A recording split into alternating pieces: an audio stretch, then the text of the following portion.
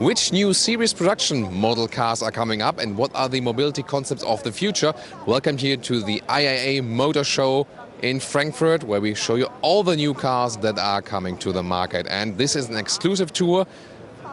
Well, it's literally live on tape, without any editing, a very special episode for you. And we start here with the Mercedes EQS. This one is the concept of a all-electric S-Class. So, for some it stands for the pinnacle of German engineering. And the interesting thing is, yeah, of course it's all-electric, 470 horsepower. They promise even an electric range of 700 kilometers. If that will be true, I don't know yet. The front will consist of almost 1,000 LEDs. Also those small Mercedes stars can be illuminated and so on. And special is also the interior. First of all, on the exterior you see all those floating lines. It looks a little bit like this F015 concept they've shown a couple of years ago. And it's not allowed here to film the interior today, but we can maybe take a glimpse from the exterior because the interior is very interesting. The top-of-the-line model by Mercedes will feature an animal-free interior here with a high-class leatherette and also white microfiber, so it looks really amazing and it also feels the very same way. Pretty interesting, look at that. So that looks really like a modern living room atmosphere. A little bit spaceship-alike as well, if you like spaceship atmosphere in your living room. So, and I think really leading everything to the future. So this is really very cool for me as well, you know, because I've been in the sustainability topic, especially for the interiors, for 6 years now, and really cool to see where Mercedes is heading here. 24-inch wheels, by the way. Yeah, that's maybe not that realistic, but overall, a very interesting concept. Long wheelbase, short overhangs. What do you think? Do you see this one here as a future Mercedes S-Class? So, this is about concept and future.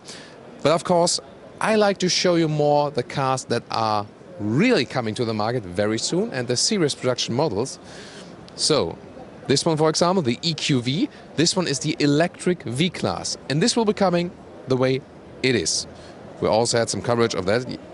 And they say about 400 kilometers of electric range. This could be interesting, definitely, for shuttle services where they don't have, you know, like long range commuting, just a little bit less or something. Or maybe it's also the commercial vehicle version, of course.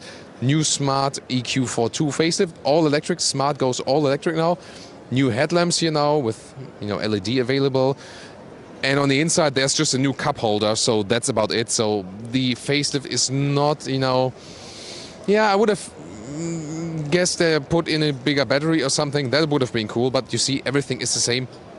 There's, again, just another cup holder in the center console. Oh, and the rear lights, they are different. But other than that, yeah, that's about it from the facelift. So again, I would have liked a bigger battery with this facelift. And also Apple CarPlay or Android Auto in the interior. But oh, now we can see the new cup holder.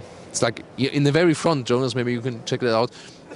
Big cup holders there in the front that you can put your smartphone there in front of the gear shifting lever. But then again, the charger is not there. It's placed under the armrest. So, yeah. I guess, you know, since Daimler also sold half of the Smart brand to Chinese company, they're probably not investing that much in the Smart brand anymore. Yeah, it's really a pity because for the city it's really a great vehicle. So you make your own parking spots yourself with the smart car. Hi, how are you doing? So, still live on tape. Of course, a lot of guys here on the way I know, so I could spend like greeting everyone all day. We also have, you know, a lot of selfies and so on. We do with Autogefühl fans, so always great to meet you guys in person if you're here on location. We are usually here at press days, so we're not like on the public days here, so we can bring you those cars in advance. That's of course the big advantage for you. So if you're interested in visiting the IAA Motor Show, for example, this is also, let's say, a guide for you, how you can get along, what are actually the real highlights and so on. So this might be helpful for you. Or if you say, you know, I can't visit the show, I'm somewhere over the world, just want to see it from you guys. That's of course another reason then to follow us.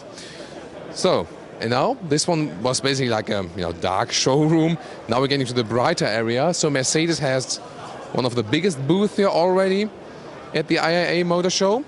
Yes, a lot of manufacturers are cancelling the shows meanwhile, or are a little bit more picky about which shows they are going to. Mercedes is always here, of course, since they are one of the main German manufacturers. They have to be right here. So, and this one here, this hall has an emphasis on the PHEV models, on the plug-in hybrid vehicles. And they are actually, for the smaller models, for the bigger models, this is very interesting. Here, for example, this electric B-Class, or let's say the PHEV B-Class. There was the full electric one for the new generation, now the PHEV. Because they also need to bring their fleet consumption down, so otherwise they have to pay some fees to the European Union. Also the A250e, so this is the A-Class sedan as PHEV. Then, interesting, the GLE 350DE, that means this one is a diesel PHEV, a diesel plug-in hybrid vehicle. We will also drive this car. You can check out that review then, the full driving review, very soon. 31 kilowatt hour battery, 100 kilometers of electric range. So this is the biggest battery in a PHEV vehicle yet. Very interesting, again, even more when driving so. And here we also have the GLC next to you, also as PHEV. So Mercedes is really going all the way with the PHEVs. But of course, what about the other news? So this one is of course one thing here with the PHEVs all. Other news are the GLB, of course. If you haven't seen it so far, there's also a full review of the Mercedes GLB here. It's almost the same length as the GLC. It's right there in a Thomas blue color. This is the normal GLB in blue. It's also available in white. 7-seater option, you can see it here. Pretty flexible also. And as I said, almost as long as a GLC, but definitely a lot of space on the interior. Look at that. I mean, when we look here at the rear, you could slide this bench forward and backward again and have a lot of legroom. And you can use this car with 7 tall adults, actually. This is possible. Of course, the third seating row, which is optional, maybe a little bit cramped then, but other than that, really very well usable. And special thing is that it's now available as GLB 35 with 306 horsepower in this red trim at the moment. Of course, you can pick different colors also for the AMG version. This one here then, with this more prominent grille, vertical fins right there, strong appearance. And I mean, why not? So you can combine having this family SUV together with a performance car. And what about the front of the interior? We know it already from the A-Class. You can check it out right there. Optional dual screen layout with 2 times the widescreen, 10.25 inch.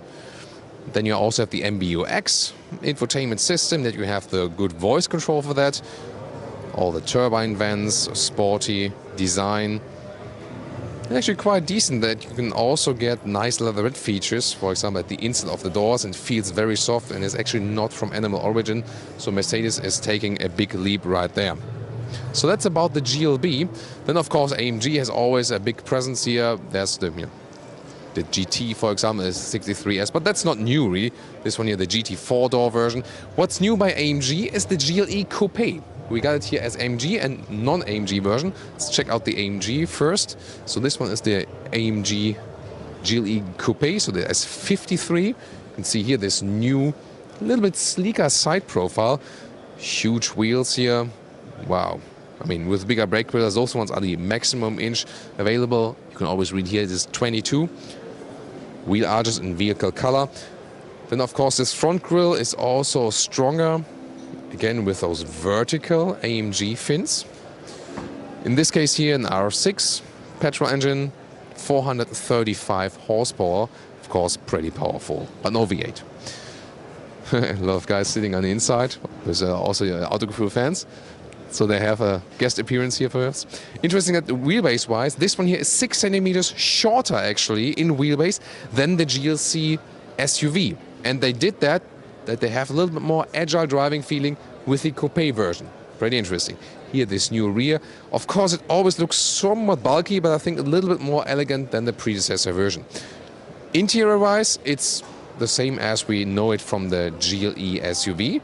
For that, we can also take a look at the normal GLE Coupe. Look at that, we have an A45S, we also have a full review of that. the strongest A-Class available. And I heard rumors that this one will also come for the GLB. That will be pretty funny, won't it?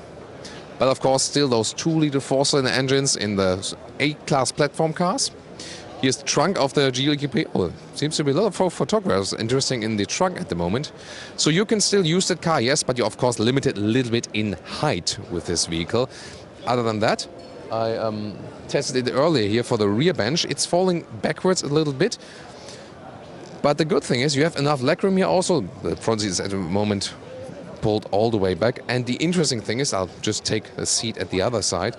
Even here when going to the back, you have enough head clearance, even as a tall adult. And this is not always the case for those SUV coupes.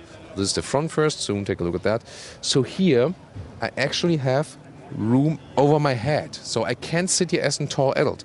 And if you take a look in the front, we already know that from the GLE SUV. Here those horizontal vents, then this dual screen setup, 2x 12.3 inch, again MBUX.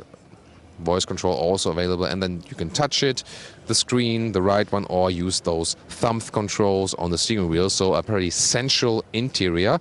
Really liked it. And also the GLE is offering like those Artico MB text choices, or if you go for an AMG line, you can have Dynamica microfiber on the inside and leather red on the outside.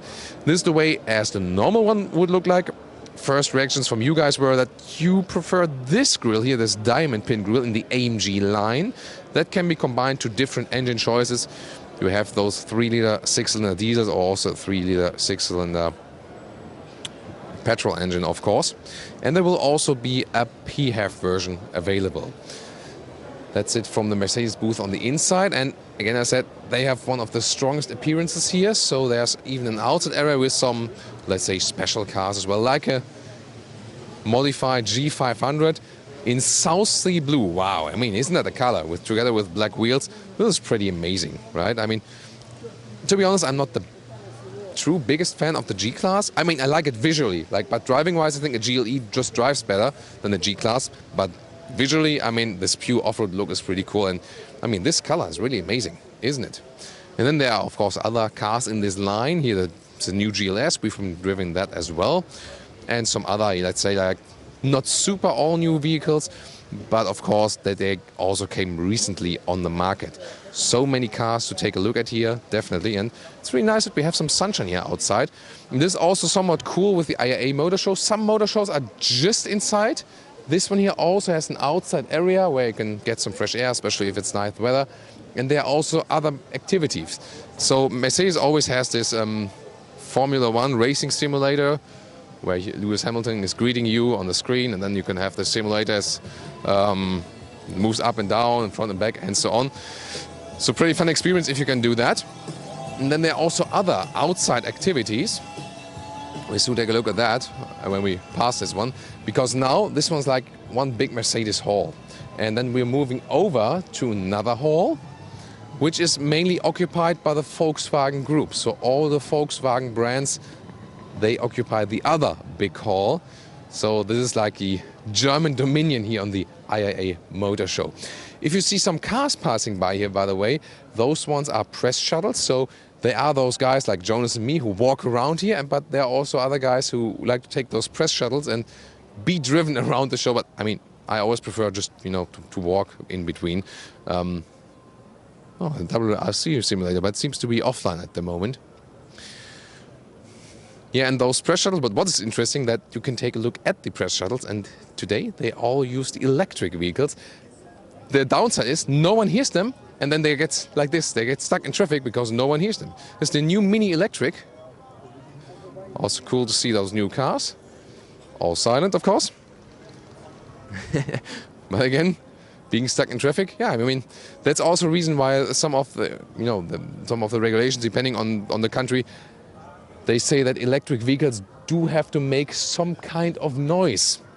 Also, of course, if you think about, someone who cannot see that well, that of course makes sense then in this case. A lot of shuttle vehicles here also outside, also for the CEOs of the brands of Audi and VW and so on. So they are waiting then. Those are not necessarily the journalist shuttles. That's the Audi E-Tron. Driven that one also. Yeah, the electric consumption was a little bit too high, and that, other than that, also an interesting vehicle with those camera mirrors. And then we have those executive Audis. T6, of course, always used as a shuttle. Yeah, the Skoda Superb is always a great shuttle as well, because it has so much rear legroom, of course. What's also interesting here on the other side, this one is an off-road parcours, so you can see it right there. Different brands are on that one, and I mean, of course, it's not really off-road dirt, but you can go up and down and inclination and so on.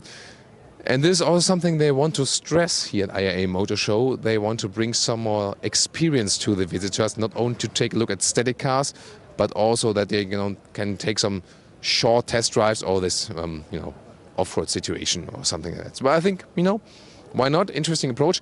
They also want to do that with the Detroit Motor Show, for example, when they move it to the summer now for 2020. And then they will also want to offer more activities. Let's see how that one plays out. And of course, we also make such an episode. So now welcome to this other very big hall. First with the Audi booth. That's an A1. Yeah, you can hardly see the car. Very interesting. And also here with the next Audi A5 convertible. It's one of my favorite convertibles. It drives very well. It's really comfortable as well. This one's the facelift one. You can see the new screen on the inside, but soon more to the A5 facelift when we have the car. The coupe on occasion a little bit closer. This one here and the facelifted front grille. Also LED is now standard. The A5 facelift for the convertible, for the coupe, and also for the Sportback. And special with the convertible in Europe. With the facelift now, the S models by Audi, they get also the diesels like this STDI, the 3-liter 6-cylinder diesel. But the convertible will still get the true V6 petrol engine in Europe, whereas the coupe and the Sportback will get the big diesel in the S model version. Why? Again, because of this EU WLTP cycle, because they want to have the fleet consumption lower actually, and hardly anyone is going to buy the convertible as S5. And so it doesn't play a big role on the whole fleet.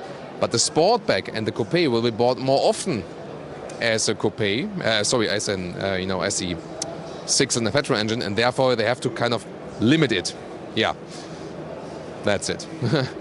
There's a new concept model here by Audi. It's the Audi Ai, here in the racing style. But I mean, concept like those, I'm not really sure about those because they are not really realistic. I'm not sure what's the benefit of showing that.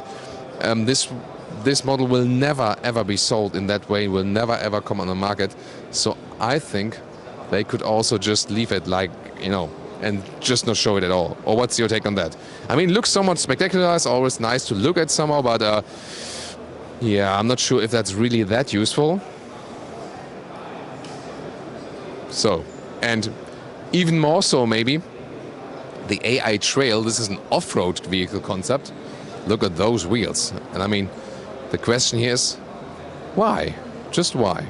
It also looks somewhat fancy, yes, of course, but yeah.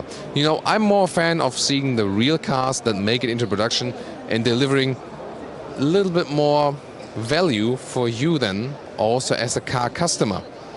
Or what do you think about that? And then they have, there's even more Audi concept coming up there. But I think we just skipped that because let's see what you can actually buy, right? And this is at Audi, next to the E-Tron, more performance models still. TTRS, nothing really new there. This car will not be built anymore soon. Then there is the Rs7. We've just presented to you in an extensive episode. This one here still with a V8, 4-liter V8. This is still the true deal as for the true performance style. What an aggressive design there in the front. And the A7 in general already has a sporty look, pretty cool. Behind me then an RS3. And then this one here is all about the Audi Sport models. So we got the SQ2, soon in a full review also when we have that one in Germany as a test vehicle. And here, of course, the Rs6 is also new. We have that as a separate review as well, Rs6 Avant. So this one here is available as estate. The RS model then for this size as RS7 Sportback or as the Rs6 Avant, not for the Rs6 sedan. That one does not exist. Here the same engine, and also interesting that the Rs6 actually got the very same interior, the very same exterior as the Rs7. So it took it over. And talking about the interior, yeah, Jonas wants to take the, I mean, very nice curved line right there. And of course the interior is also shared by Rs6 and Rs7. Look at that one here, this new panel design. A lot of black piano lacquer is being used, but all will be attached, and the menu structure is actually quite easy, so you can access it very well, also with the voice control, for example. A lot of animals can use still in this car, but you can also get some Alcantara seats. The one downside is that the sport seats are less comfortable than the normal seats, so I would actually rather go for an A7 with a 3-liter TFSI, just for the rather normal version. And the RS models, of course, always very fun to look at. 22-inch wheels here, by the way, so really massive wheels we got mounted on those. But then, of course, talked about earlier, there's also the A5 facelift. This one here as the Coupe, pretty menacing style with those wheels here too. Not too many changes on the exterior. Told you that with the convertible there are LED headlamps that are available now, also from standard equipment. Other than that, interior changes with this new 10.1-inch screen. This will always be the same hardware. You will just have different software versions where you can upgrade it to a more sophisticated GPS or something. On the left hand, a 12.3-inch digital instruments. So everything has become a little bit easier, but this MMI knob has been gone, so you can control the digital instruments on the steering wheel, yes, but the central screen is all via touch then, so you cannot control it from this middle console. It is somehow easier on the one hand side, but on the other hand, this MMI knob was always good to control it while driving, of course. So, yeah, some developments come definitely with pro and con. The A5 still a very beautiful, very, very sensual car, definitely. So those are the main highlights from the Audi booth. Another rear perspective here at the Rs7 with those special performance exhausts. You can see them when they have a black ring around. They are split on the inside then, pretty massive. And I mean, this rear 3-quarter perspective. Jonas takes a little step behind, so yeah. Yes, that's it. Look at that rear 3-quarter side, rear side splits perspective. This is really the most amazing thing, I think, about the A7 in general, and even stronger than with the Rs7. Just as a visual proof that the interior is basically the same as in the Rs6. And here, my favorite steering wheel with the Alcantara cover all around. Pretty nice. And it's really cool when you are on the motor show here, and sometimes then you know, it's very loud. Of course, our microphone does a good job to keep you insulated from all the echo noises and stuff and all the people mumbling. And then you go inside a car you really love, and you sit down, and it's like, just enjoy for a second, you know, and be a little bit calm and so on. This is really cool. So Audi definitely news more about performance, but it's different with the VW, with the core brand. So they have the new E-Up, for example, we'll take a look at. This has a higher range now, I think about 200 kilometers, so bigger battery for the E-Up. That will be coming up first now. This is, of course, pretty crucial. It could also be a good competitor for the Smart 2 electric, for example.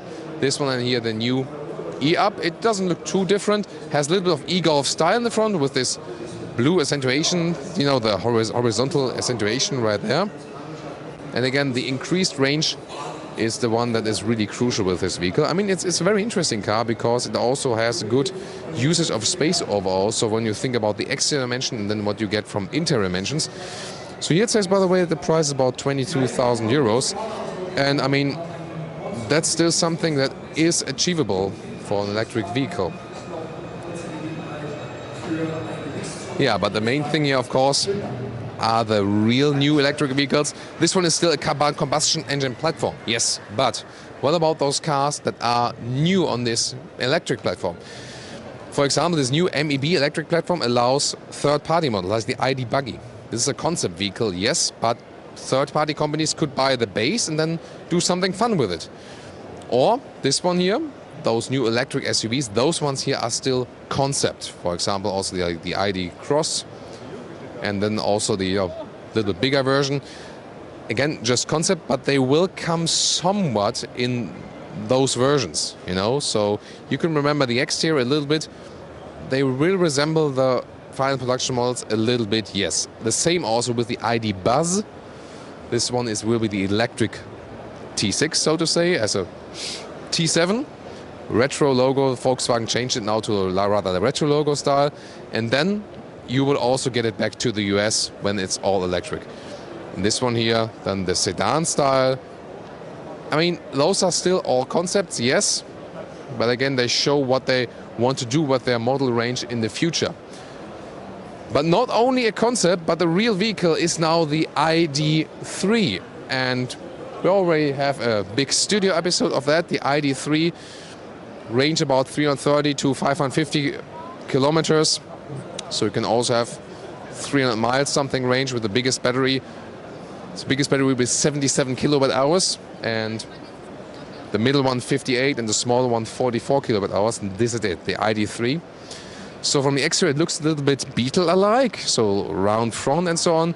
Exterior dimension of a Golf, but the interior space is rather the one of a Volkswagen Passat. That's what making it very interesting, because they use this electric building platform. Here, for example, in this Makena color, reminding us of Hawaii. And we also have a white car at the moment there with Jürgen Stackmann and Oliver Bierhoff, famous German football player. Left side Oliver Bierhoff, right side Jürgen Stackmann, head of marketing and sales at Volkswagen. He had the white ID3 at the moment. So different colors, of course, will be available. And this car is supposed to start below 30,000 euros in Germany. And this is, of course, a game changer. So I think the first real competition to a Tesla Model 3, if you think about interior space you get and the price and range ratio and so on. And this is definitely like the main news. And if you think about like the media buzz, this is really that car. Definitely here for the motor show, because I mean they want to build a lot of it. This is supposed to be like the next Golf or the next Beetle. This is in a dimension they are they're thinking about. So this will be really crucial. Next to us is the Seat booth, and the interesting thing there is they also got their ID3, and that is the Seat Elborn, named after a like trendy quarter in Barcelona. You can already see the resemblance from the exterior. You know, this is still a concept vehicle, but again, this one will probably also come pretty close to what we see here at the moment. And of course, it makes sense. This is also the reason they go for this MEB, electric building platform. They want to build 10 million vehicles on the MEB building platform throughout the whole corporation. And that, of course, only makes sense if you take VW, Seat, Audi, and so on. If you take all those into account and then build it also for their different sub-brands. I think it also looks quite cool. A little bit sportier, a little bit fresher than the ID3. Maybe a short look at the interior as well. Yeah, those are like the Golf door handles still. There it is. Also resemblance definitely to the ID3. So why not? I mean, if you have like those similar cars and everyone can say like, you know, I want a little bit sportier version of that design-wise, feel a little bit younger or something, and then maybe say like, yeah, I mean, the VW is maybe the more elaborate version or something. You have the choice at least. And again, a lot of space on the interior. I can sit actually in the rear of that car, even if I'm sitting in the front as a tall L, and still have a lot of legroom left. Seat is, of course, also setting pace on Cupra, their premium brand, which is sportier. They also have a new concept right there. Yeah, about those concept vehicles again.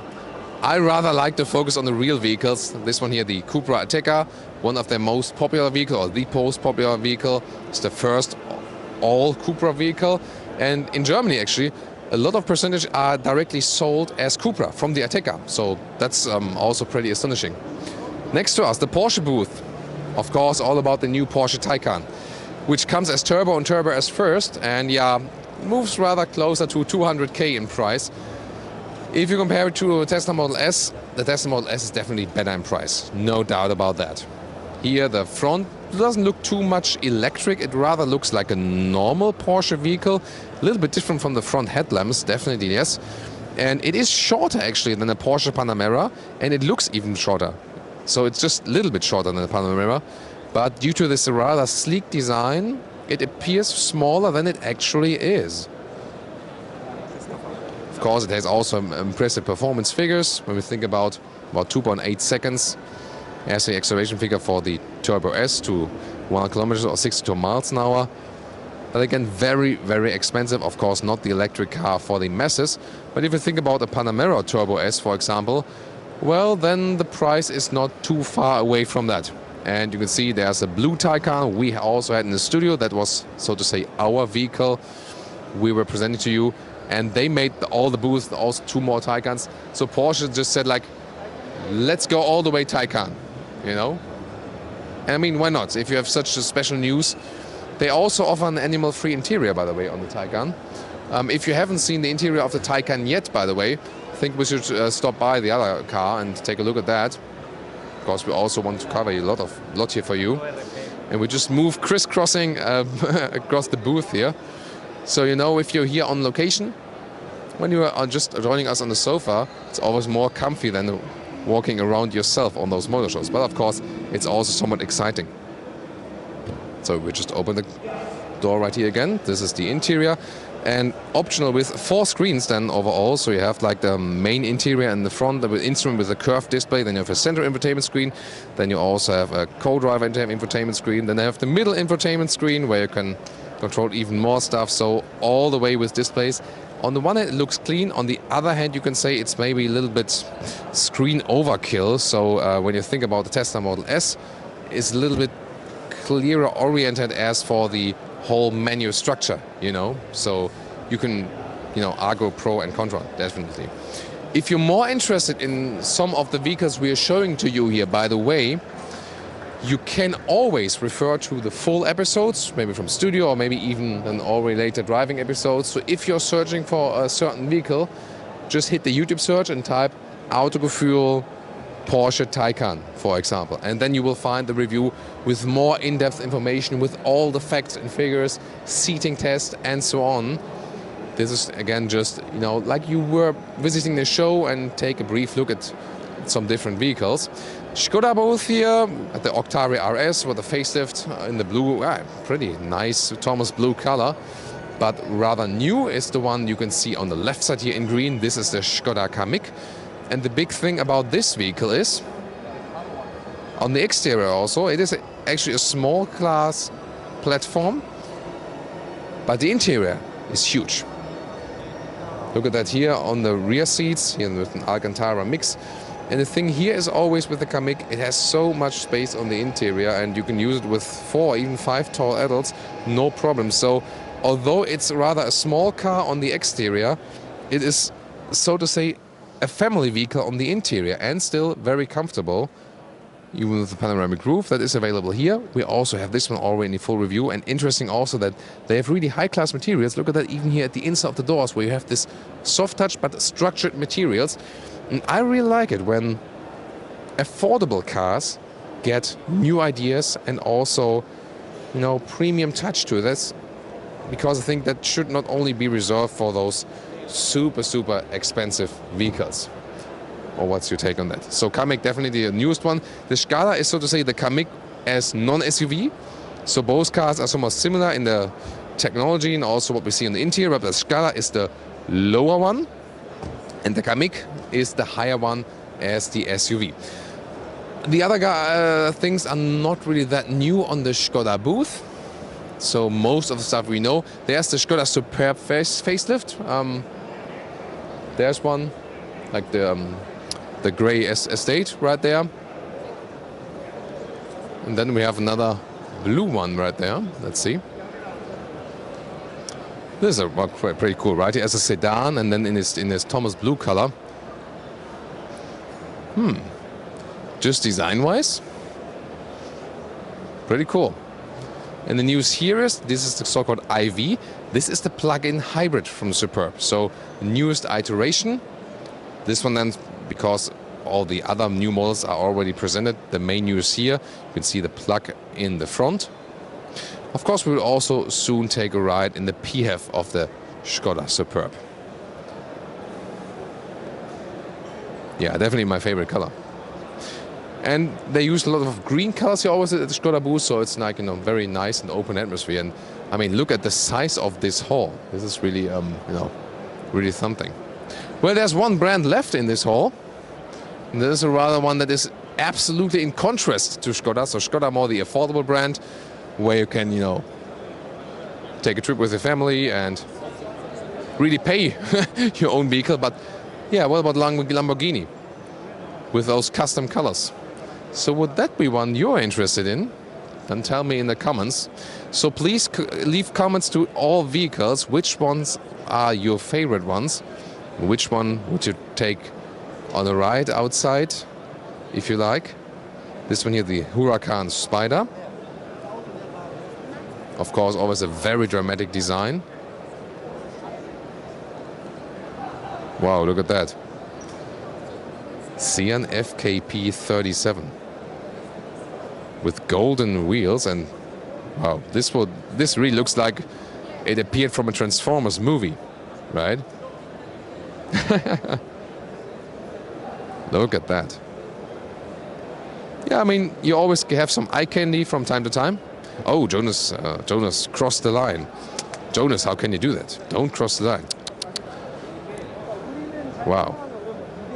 Yeah, that's always nice to look at, but of course, taking a seat and really thinking about, do I want to buy this vehicle? Maybe not that Lamborghini, but maybe then rather at the Skoda booth, right?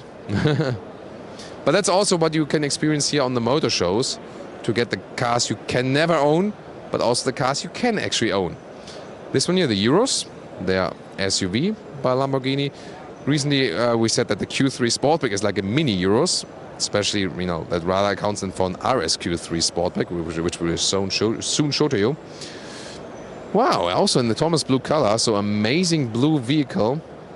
We always say Thomas Blue because bright blues are my favorite color. Of course, they're not called Thomas Blue, but I would like them to do that.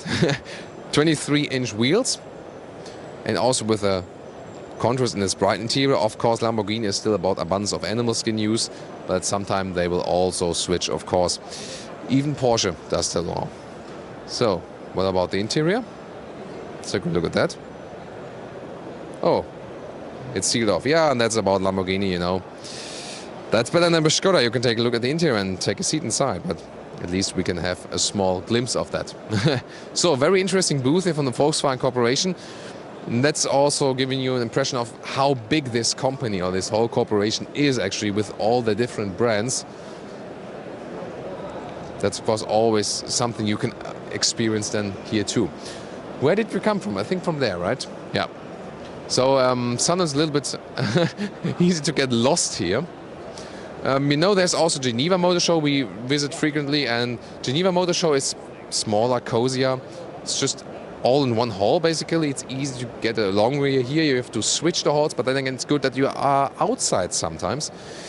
Paris Motor Show also every 2 years, in switching with the IAA. So in the year where the IAA in Frankfurt is not happening, we go to Paris.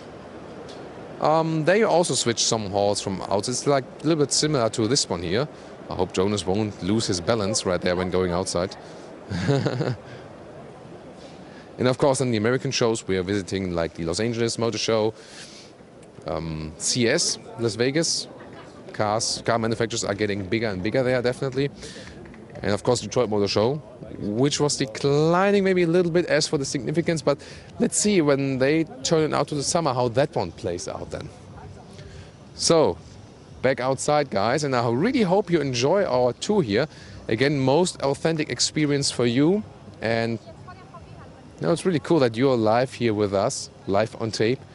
Now, maybe you can't sleep at night and just watch it here for the full length here, or maybe just interested in all those new cars and enjoy just taking this walk with us here. For us, when we visit those motor shows, we really enjoy being together with you guys, but it's always really hard work here on location. So you're working all day and all night, basically, and the night we usually upload stuff and edit, of course, most of the things, and so it's not too much sleep for us then on those motor show days. And of course, sunlight now is beautiful, but when you're inside and all those artificial lights, the air is not that good, so many people, it really stresses you out a little bit. So it's definitely calmer for you here with the big microphone. That's also one of the reasons you have this, we have this big microphone here for you. That's just a calmer experience for you, definitely. So, my colleagues I know also. Very interesting. Yeah, but I mean, I can't stop and say like, oh, let's chat for 2 hours because we're recording, right? So you're the priority, definitely.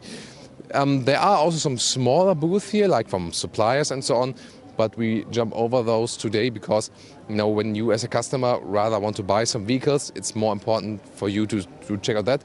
We do have some supplier special episodes when they show some concepts or new innovations from time to time. So it's also something where we keep you updated with here on Autogefühl. Here, for example, on this infield where there also was this off-road course, for example, tire manufacturers are also right there. So if you have some special interests or sometimes also like Carrera, like for those, for the slot cars or like smaller, maybe toys, a little bit more joyful things, so to say. Everything that is somehow connected, with cars and car enthusiasm is also right there.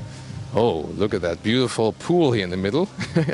So if you want to relieve from some stress here, meanwhile,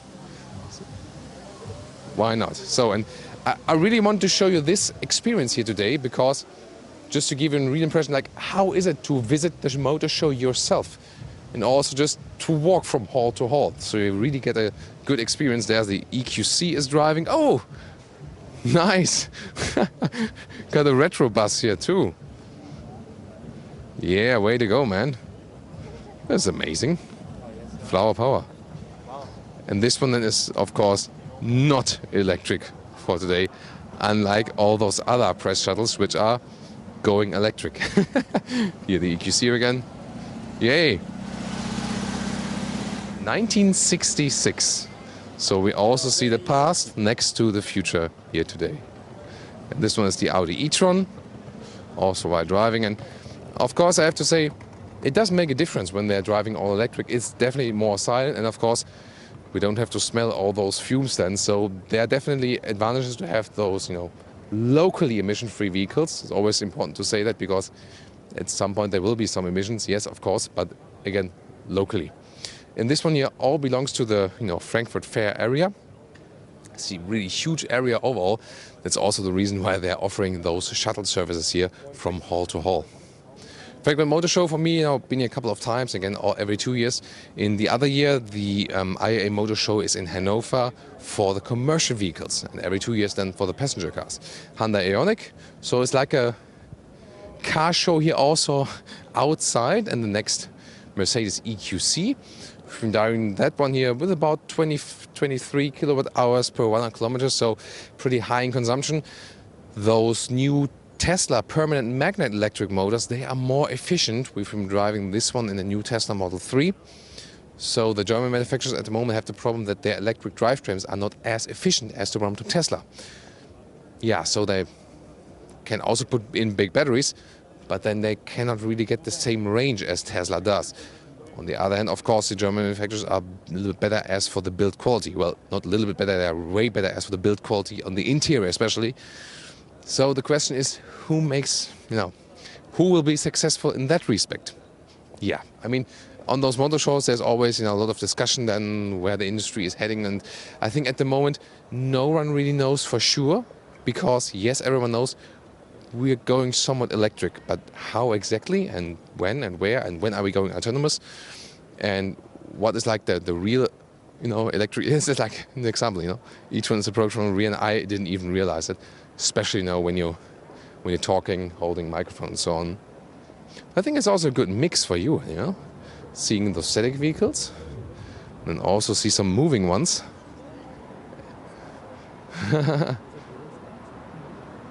Yeah, we have a driving event here today, right? Maybe we could also ask for that we are not being shuttled, but we just always take those rides, Then we make like a motor show episode, and then we just take in the cars and then drive ourselves from this hall to another hall and back again. That could be something, couldn't it? So have you already seen our Audi E-Tron episode when we drove the car? We had those virtual mirrors here as well, and I'm not a fan of those because I think it's a dangerous development having those virtual mirrors.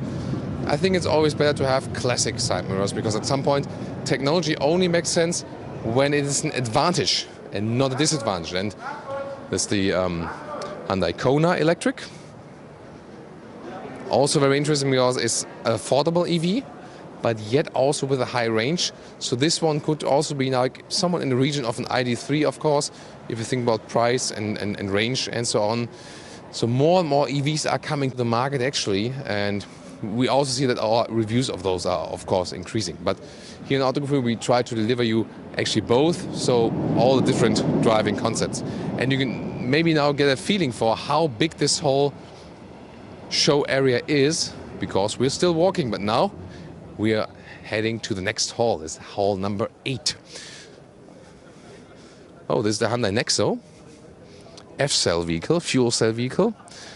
This is also a question. What about fuel cell? You know, it makes sense when you have some spare electricity, when you, for example, like have turning windmills and you cannot store the energy somewhere. Well, maybe you cannot use it at the moment, but then you could actually store it in the fuel cell, or like store it in hydrogen, and that will be used on the fuel cell. And we're in the hall here of Honda and Ford, but at the same time, this is also a hall where 3 Chinese manufacturers are, and one of them is actually an F-cell startup. I think we have to go around here, sorry. And the one funny thing is, so there we are. Next hall. So those halls here have a little bit different layout. Looks, let's say, a little bit more classic motor show style. Welcome. And directly starting here with Honda, we see here the HR-V in a sporty trim. This one's actually quite fancy. The HR-V, a pretty practical vehicle, but then in the sports trim you can get also a little bit more, yeah, let's say, menacing look for the HR-V. Why not? The HR-V also has a good ratio of exterior length and the space you have on the inside. So although it's not an all-new vehicle, it's obviously something you can actually recommend if you want something attractive price-wise. Here, for example, also with fabric seats on the interior, outside a little bit leatherette, in a red trim then, a little bit of piano lacquer on the middle console. Yeah, of course they don't have a premium build quality on the interior, but then again you also don't pay such a high price. So that's what makes the Honda vehicles of course attractive, and most of them also pretty reliable, although there were some issues recently with the 1.5 turbo, especially in the US and China. And they say at least they would have solved it by now by software upgrades, you know, when driving in cold and very strong short routes. Honda Civic is not really new, but still always worth to take a look at the interior, of course, since you're on the motor show. All fabric interior here, sporty one, and this is actually something that sits between compact and mid-size. So the Civic, always a nice choice when you think about price performance. But new here, it's not the Type R, we also already had the Type R of the Honda Civic, 3 exhaust pipes. New here is this urban EV called Honda E. So Honda E, and this is the final production model now. We've shown it to you earlier in a prototype stage. It looks a little bit like a Golf 1 or Golf 2. So with round lamps in the rear and also in the front. But then other than that, rather square dimensions. And that's really interesting, you know. See here the rear doors, how they open like this. And hello. So you can see, I mean, it's not a long car, but since it's an EV platform, it has a flat floor, for example. And of course, it's all about the front connectivity and so on. Oh, look at that. The rear door is almost opening 90 degrees with a nice fabric cover here. So pretty interesting. And the 35 kilowatt hour battery is placed in that one to also bring it, you know, to a range of something below 200 kilometers, which could be enough for city driving, definitely. This one is the front now. Oh, Jonas has some magic already for us. Way to go, Jonas. Nice. And here we have then the charging plugs. AC and DC charging, actually. Pretty nicely hidden. Wow. That's something fancy. You see, the car is very narrow. It's really narrow. It's one of the narrowest new cars I've seen so far. Then this very slim mark. So it's it's actually a timeless design. You could have sold the car as it stands here right now 20 years ago, but probably you can even sell it in 20 years. And I think that's what's making this car really special. We also have different trims here on location, like here now in all white. Very small wheels, also in some kind of retro style, and actually a lot of attention here on the booth also for the Hyundai E. So people really seem to like it. And this car has also been discussed on net, pretty often. I can also give you some more figures, for example. So the expected range is 220 kilometers or 140 miles, and here you can see this wooden layout. Pretty nice. Let me touch that, Ross. That feels very natural, really cool. Nice. So that looks almost premium in the interior. Then the screen layout, 2 times 12.3 inch. There's also voice control available. This is really amazing. I mean, and it's supposed to be an affordable car. 136 horsepower, or another one 154, then 8 seconds is the acceleration figure. So this could actually be an EV bestseller, I'm pretty certain of that. So it's easy, clean, simple designed. It's likable from the exterior, sustainable materials on the interior, infotainment stepped up the game majorly. So this is a huge step for Honda, and I mean, I'm really looking forward to hear the price of this vehicle, which is not fixed for all markets yet. But this could be really very, very interesting. So, a little bit of retro effect also on the inside. Let me just take a co-driver seat here at the moment. We also have those camera mirrors, by the way. I think Jonas has already shown you this camera image, and then we have the camera. Yeah, right there it is. This is also pretty unusual for a small vehicle, and I think it's an interesting adaptation for that. Look at that one there. Because in the Audi E-Tron, they are placed at the side. This one here is more integrated frontally, so I think this one is a better solution, because when you were in the Audi E-Tron and used those virtual mirrors, you had to look like here, and this was so distracting, to the front. But here it's not as distracting as in the Audi E-Tron. So I think a very interesting concept to integrate it in this field here. And I mean, this seems to be then the co-driver screen, which is also available. All, of course, via touch. And I mean, this is really cool. Here as well, EV menu. There's the battery size, also with a nice visualization. And also easy here, clicking sounds. So even this is still, like an early production model, yes, or like a pre-production stage something. Then you even have no middle tunnel here in the front, and USB devices to charge, HDMI port as well in the lower part, and again, a lot of space here. Although it's really a small vehicle, it feels kind of spacious in the front. So I think it becomes here one of my favorite cars here on location. It just brings another touch, It has some emotional factors, definitely, with this wooden layout, and I could almost slide over from the passenger seat to the driver's seat right there. Let's take a look at it from the rear, also the trunk. This one seems to be a little bit limited, especially a little bit narrow right there. This one is just a cover for some tools and stuff. So yes, it is limited in the trunk, but again, you could also flip the seats, so if you want to be a little bit more flexible as for that. Really promising, this car, right? So we would definitely follow this car, what's happening with this car here in the future. What do you think about the Hyundai E now? So yes, we've shown the concept to you, but I think this series production model already gave us another touch. Honda NSX, by the way, the super sports car is still here. So that's where, that's the range they show you also on the Honda booth. And of course, the manufacturers usually also have one model of their normal current lineup here on location. I'm blocking the way for Jonas, that Jonas can actually get through with his camera. Then we also have some suppliers here on location, which are usually having single parts, so it's more interesting, for example, for manufacturers themselves, for example, to check out the different showcases here.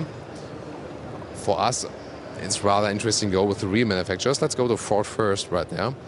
So here we go with Ford. And you can see, this year is really about going all electric, going PHEV and so on. This is the the basic theme of it. There's the new Ford Explorer plug-in hybrid, for example. So big vehicle, big SUV, but still within a PHEV version. So no matter if small cars or big cars, they are all being electrified. I'm talking about small cars. Ford has this, this SUV initiative on the one hand. Another Explorer here in a different color, also the PHEV. And on the other hand, there's also a new small car, and it is the Ford Puma. The Ford Puma, you can see it right here, was built, from 1999 before, but then was cancelled after a few years. It was built on a Fiesta platform. It was rather like a sporty coupe. Now it's rather like a crossover style, a little bit SUV-ish. It still has, dynamic and sensual forms, especially looking here at the front grille and also at the headlamps. But of course, it has definitely changed from the one it was before. This one here is the ST line, so it will also be available as a sporty line. I would definitely pick it in this color here. And the interesting thing is the length is 4.19 meters. That's about 165 inches. That's 33 centimeters shorter than the Ford Kuga, or 18 centimeters longer than the Ford EcoSport. So it's between the EcoSport and the Kuga. Very interesting. The ST line, as we see it right here, also will get a sports suspension, by the way. And the entry price, for example, the German entry price, will be about 23K. So since it is on this Fiesta platform, it will also be somewhat affordable. And I think that's also definitely a good thing. So that's about, the smaller Puma. We can also take a look at the other one right there, which is not the ST line. Of course, here another ST line with the Ford Kuga, which was also recently revealed here now as a PHEV plug-in hybrid. So this show is really about the PHEVs. And now the interior of the Puma. Here with nice fabric seats. And the clue is you can see the zippers on the side. You can remove this cover. So if you're playing with your kids in your car, or maybe some vegan ice cream is landing on those seats, then you can also exchange them, put them to dry cleaning, and then go all over again. New infotainment screen, as we also know from new Fiesta, here available too. And also digital instruments are available actually. Yeah, those Ford interiors are not the most premium ones, but again, they also try to keep the price low. And I think those removable seat covers, they have a very interesting idea to make the car a little bit more usable for everyday driving and also for your situations with the kids, of course. Rear seats, take a look at those. I mean, everything is, of course, Fiesta style, somewhat, so to say. But the car itself will have a little bit more appeal, maybe, if you can say so.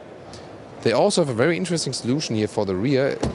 They have a special box, and which is actually waterproof, right here. It goes all the way down, and I mean, you can store anything in there, and you can also take it out then. And the interesting thing is, when you take this mat out, you can just wash it, and there's a screw in the lower part, and then you can open it and let the water rinse out again.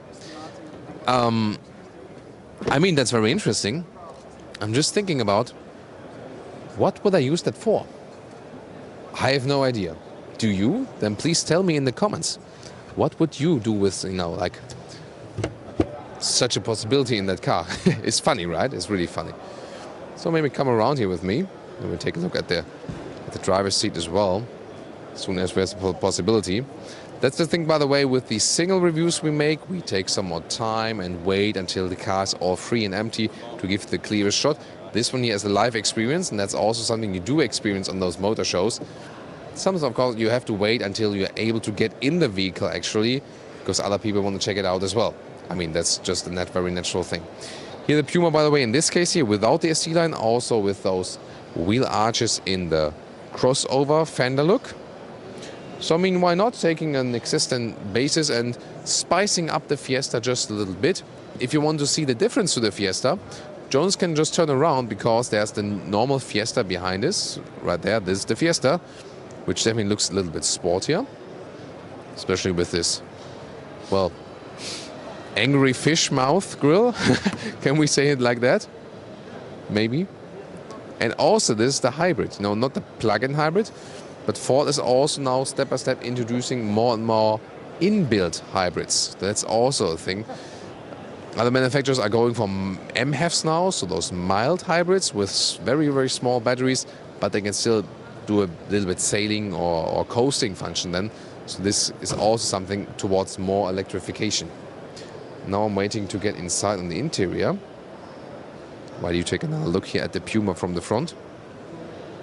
There will of course be smaller engines available for this car, but basically the same ones that you also find in the Fiesta.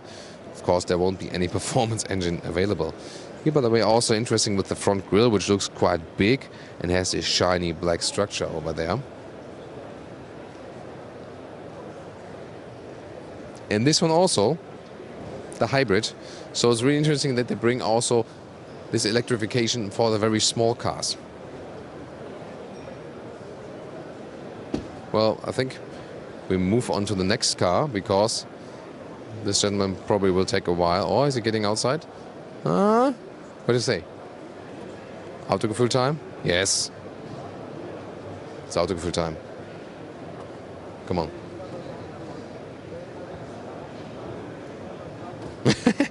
Inside of the doors maybe? Let's take a look at that, because that's really interesting.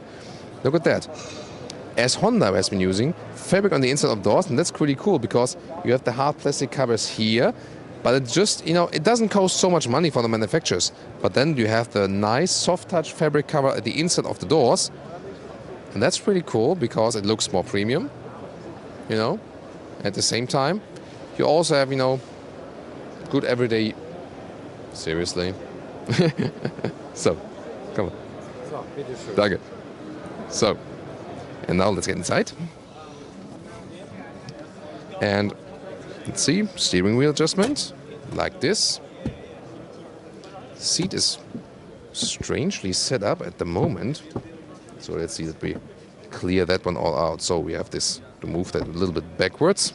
And you sit a little bit more higher, a little bit more upright than in the Fiesta, but you definitely feel some similarities.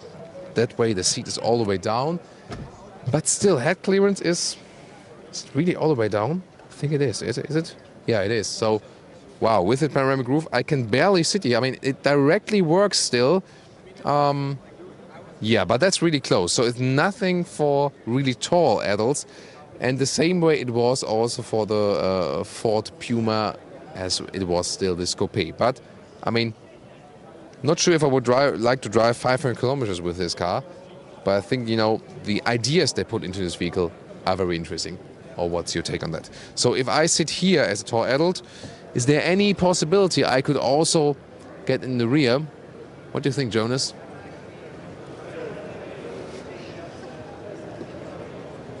Okay, this one is shut off. Why? So let's open it from the inside. You just have to know. Yeah, about that. Let's rather not try that, shall we? No, I think we won't try that. So, yeah, this is like.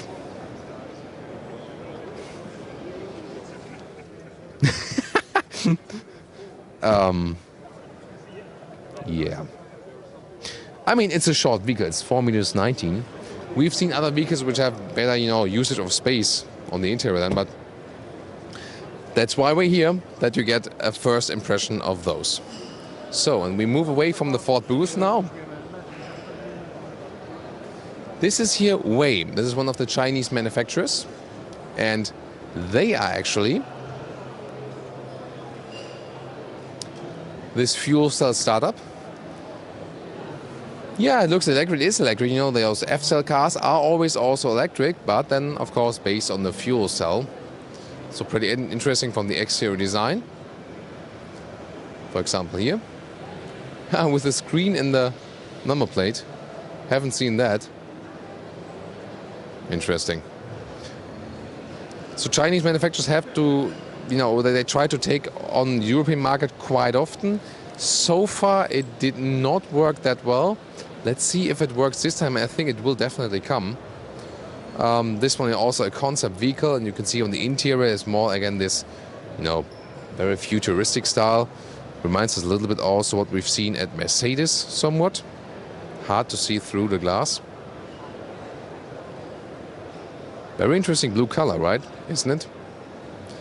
What do you think about the fuel cell? You know, will it work? Will it be rather working than the battery electric vehicles? This is also supposed to be an autonomous concept. For example, that the car communicates with the surrounding, and then because when you're seeing a driver inside the car, you always know, you know, what is the driver up to, maybe, or something. You have eye contact, but here you also need some signals from the car itself. And then also a smaller concept vehicle, but again, no real production vehicles yet. This one is called the Way S, probably for smaller or something. But they indeed use very interesting blue colors. And there we can also take a look at the interior. Yeah, way to go, Jonas. Here we are. Wow, with an all blue interior.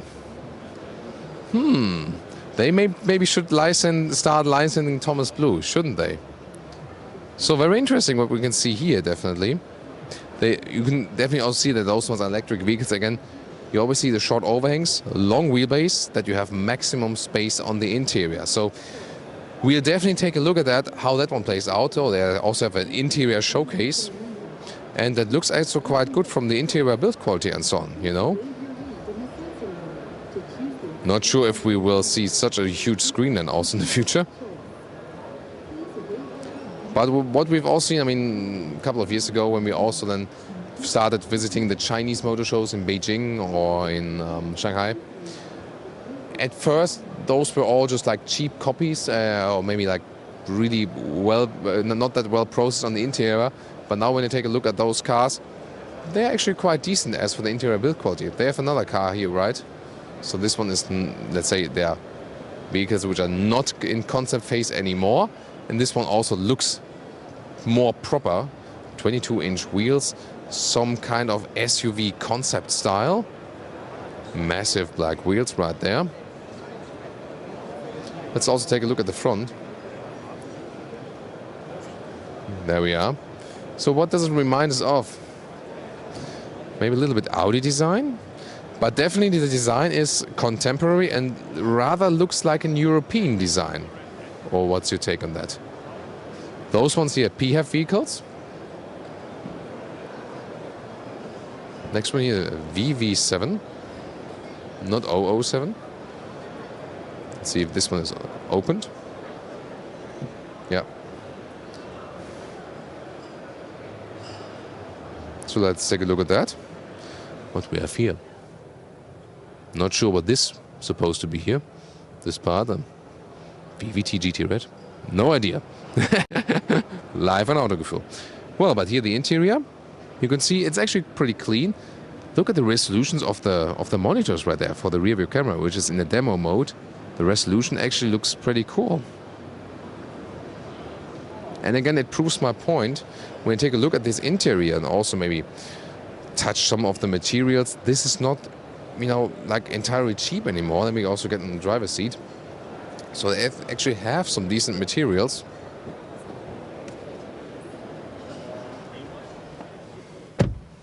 Here we go. And how does it feel when you're sitting here? Like those vents, they are like really large. It reminds me a little bit of an Alfa Romeo style actually here on the interior. Also, like just from the haptical feeling. Inductive charging pad for your smartphone. You sit also quite caged in, so to say. But what's really interesting is that the monitor there has one of the best resolutions I've seen in the car yet. So, yeah, you know. Yeah, so all demo mode, it will be a touchscreen, of course.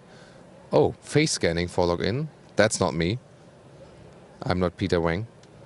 But it's interesting. I mean, when it's running in this demo mode, at least you can see something of the functionality right there. So, I mean, I haven't known so much about this brand yet, but it's definitely interesting to, you know, get a first sense of the brand. And the same we can do with Byton. Byton has hired some German managers, also Chinese brand, to bring those cars to the German market as well, especially the European market. If that will work, well, no one knows yet, but at least they try. And here, of course, with an all-electric concept, the Byte and M-Byte. They all go somewhat SUV van style. And the thing where Byton is famous for is not necessarily the exterior design, but it's also like modern and contemporary. The thing they are most famous for is actually more about the interior concept with those curved monitors in the front. So, not sure if Jonas can pick that up at some point or so, but they have huge monitors on the inside. And, you know, especially in China, where the infotainment system in traffic situations play a lot of big role. So you have this curved monitor, so the whole car in the front is basically one monitor. This is something new, and it really reminds of more you like, you know, watching cinema, watching a movie, than actually driving a car. And I think that makes sense if you go all autonomous. If you drive yourself, maybe not, but also interesting to see that one for the very first time ourselves. Sometimes you also need extra slots to get actually to the car, in the car, and so on. So that can be a problem to do a spontaneous visit. And that's bringing me back to the point with those cars that are ready for production, that are achievable. You know, that's what's really making sense for you to come to a motor show, to take a look at those different cars you want to see. Maybe you don't have to visit 10 different dealers, but you think, I'm deciding between this and this and this and this car. And then you can take it all out, you know, here on the motor show and, you know, compare those directly. You know, sit in this car, and then think about, yeah, you know, what's maybe the right car for me here. With those concepts, again, yeah. I would like to hear your take on that one, by the way. So, do you like to see those concept vehicles? Or would you rather share my opinion and say, like, I want the real cars. I want to, you know, take a seat in them and screw those concept vehicles. Yeah, that's what I'm sometimes thinking, you know. So, that was this hall, which was also, let's say, full of suppliers. So again, I mean, some might find interesting and some innovations, yes, but we here, of course, try to keep a focus on the cars. So, going outside again, a little more variation. What a beautiful day outside here today. So when you are inside this hall all day, then sometimes you forget what's going on outside. And so there's sun, sometimes there's rain, there's daylight. And you get outside and wow, you're basically blown away. But it's always, you know, nice to get out from time to time and walk to the next hall. So really hope you're enjoying our live on tape episode here so far. Also have a special rig mounted here at the moment, which you of course can't see because Jonas is carrying it. So also hope you enjoy the camera work. Is Jonas still everything okay for you? Oh, it's getting heavy arms, right? It's like, I've seen Jonas happier actually. You should see him right now. But yeah, I mean, there it is. Yeah, I mean, yes, of course he can film himself, yeah. That's the easiest part for Jonas, you know, so. Big thumbs up for Jonas also, please, in the comments. Keeping it all, you know, with strong arms for us here. So, we're heading on to the next booth. Oh, there's a 300 SL thing on top there. Some vintage cars here. There it is, 300 SL on the top there. Nice. So, on this one here is, you know, in the middle part you have some test rides by Jagger. We can drive the I-Pace, for example. Well, you can roll the car. That's it, you know, but not much more. But I think, you know, why not offering those possibilities to at least experience the car a little bit while rolling or something like that. And this area here, there will be now 2 more halls, and this is, so to say, like the opposite side of the other one, where we can get in here.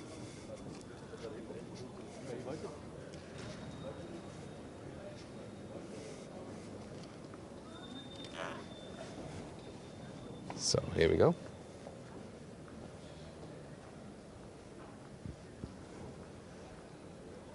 So and now sometimes you can see here like those, you know, which brands are right there. You can see here. Then you can actually see which brands are actually in this hall right there. And of course, what's also making sense is, for example, on my smartphone, I also have like a floor plan that I really know like what's going on where. And then I can, for example, see then, you know, like this hall, like hall 11 is like, you know, those manufacturers. So it's always good to have this PDF on your smartphone, and then you can check out, you know, what do I want to see today still? And so also like, this is actually not 2 halls, it's this 1 hall left. Of course, this one will be very exciting because we have the Korean players here, and as well as some more German players, and the Land Rover Defender will also be coming up. Yay, the all-new model. Left side is, what's that? Tresco Premium Armored Vehicles. Oh, yeah, we've recently seen that with the BMW X5. This one here is an Armored XC90. So that also exists, of course, with those very thick windows. Just remember that from the X5. And then there's the Jagger Booth. Of course, I mean, being together with Land Rover, they don't have the major news here today. They still show some variations of the I-Pace.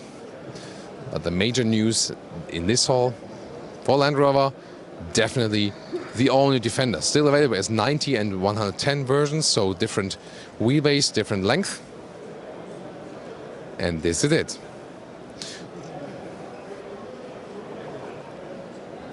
So, Jonas, where we're heading? Jonas knows where to go. Oh, yeah, now I know what Jonas is meaning. Jonas wants to start with the off-road Defender. Way to go. What we have here, because there we have the clearest shot on the Defender. And I can also tell you a little bit more about it. You can, for example, also get 18-inch steel wheels for Defender for more off-road use. You have 90 centimeters of wading depth, 29 centimeters of ground clearance. Approaching angle in the front is 38 centimeters, 38 degrees of course, and 40 degrees descending angle in the rear. That's of course for the shorter wheelbase version. You either have a version of 4 meters 20 or the longer one 4 meters 75, and the wheelbases differ from 2 meters 58 or 3 meters and 2. So that's then in inches, either 187 inches in length or 165 inches in length, and the wheelbases either 119 inches, the longer one, or 102 inches, the shorter one. Important is that the Defender now features an independent suspension, so the rigid axle is gone. This will bring you definitely more comfort, and you can already see on the exterior you still have a very angular shape, but a more modern one. You can also have some third-party parts like those leather and this roof system where you can put like 300 kilograms on the top of the roof. 3.5 ton towing capacity that is also available. For example, you can have still this replacement tire at the rear of the car. And such an, you know, yeah, you have lost the old icon, yes, but this one looks like a new iconic design, definitely. Engines, by the way, available at P300 is also 300 horsepower, or P400E, mild hybrid 6-cylinder petrol engine. This P400E also available as a PHEV, as a plug-in hybrid, and then diesels D200 and D240, and those are also the horsepower figures, so good that they have those nomenclature. But this car will at least cost you 50K. That's probably the downside. But I mean, my first impression is, I mean, it's not the longest, not the biggest car they have, but due to this angular design, it looks massive. It looks really massive, doesn't it? Wow. I mean, this is pretty impressive, definitely. And I would really like to know, you Defender fans out there, like the true Defender fans, what do you... Oh, it's standing on water, by the way. Have you seen it? It's real water. So, interesting effect. Jones always loves to play with the camera. That's his job. I mean, also have like a couple of the Range Rovers standing around here in the booth. Yes, of course, but we want to really concentrate on the Defender. Look at that side profile here again. Interesting. So much upright, so angular, and definitely in contrast to the contemporary Range Rover and the other, like also Discovery design, where we have rather the round shapes and so on. It's really cool. Let's get in touch with those vehicles a little bit closer. For example, here in white. Separate box here, you can also close it. This one is closed off, obviously. Yeah, that's all the way closed, but we can see those ones are those steel tires, more for all-terrain use. What I was talking about earlier. Are they all sealed off or what? Here now in a matte gray paint. It's cool paint, definitely. And also those off-road features on the exterior. There will also be a front view camera where you have like a simulated view that you know what you're actually running over. And again, this, approaching angle there in the front. Rather closed front grille design, definitely. But this one is really special. So not a bland design, a real special design. So we've seen a lot of that on the exterior. Here we go with the interior as well. Wow, again, this gold-black mixed design. Those one then with big aluminum wheels, so this is also available. So this can actually be rather a competitor of a Mercedes G-Class then. And now this is the new interior. You can see those screw design that reminds of old off-road Defender vehicles. A lot of speakers, also elaborate sound systems are available. And soon we can also take another look inside. The cockpit, of course, all digitalized. For example, with the digital instruments, we can see right there already, digital instruments on the left side. There is an all-new steering wheel we have not seen yet with those Land Rovers or Range Rovers. Oh, sorry, Jonas, watch out. Doors opening. It's like with, on the subway, like doors opening, doors closing.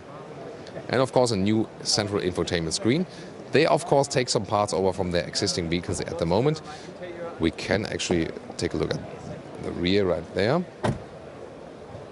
This one is getting the animal skin layout at the moment. This one seems to be new material also here. I like the design with the screws, but that, adds something special to it. In the rear here, there's actually a very upright seating position.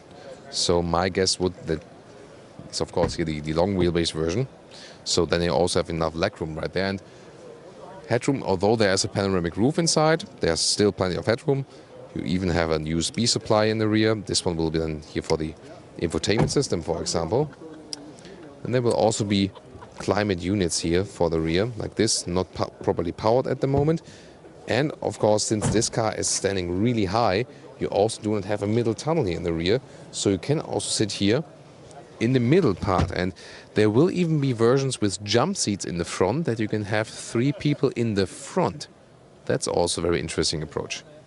Come inside, Jonas.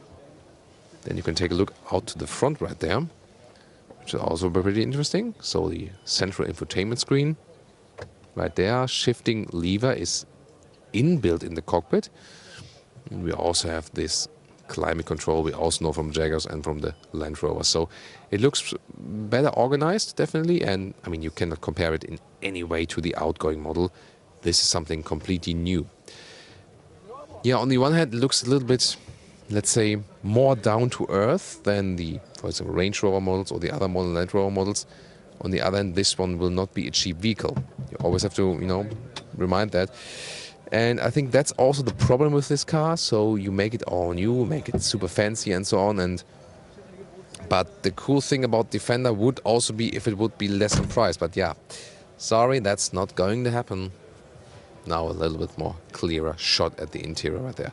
What do you think about the interior?